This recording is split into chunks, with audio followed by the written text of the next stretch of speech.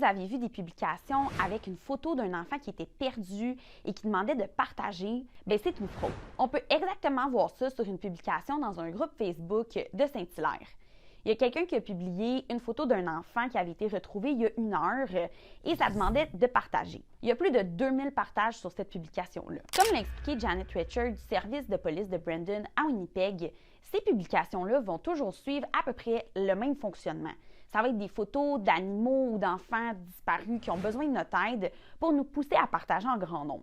Ces messages-là, ils vont être publiés dans des groupes Facebook publics. Les commentaires vont souvent être désactivés pour que personne puisse dénoncer que justement, c'est une arnaque. L'affaire, c'est qu'une fois qu'on a oublié qu'on avait partagé ça, la personne va aller modifier la publication pour mettre une opportunité immobilière ou un stratagème de marketing à paliers multiples. Et ça, c'est une façon de voler de l'argent, des informations ou de pirater votre compte. Quand on regarde, Madame Bowling a ensuite été modifiée la publication et maintenant, c'est une offre immobilière. Il y a quand même des indices qui peuvent nous aider à savoir si c'est une vraie publication en regardant par exemple le compte de la personne qui partage. Est-ce que c'est une vraie personne? Est-ce qu'elle a des amis? Est-ce que c'est un nouveau profil qui a été créé?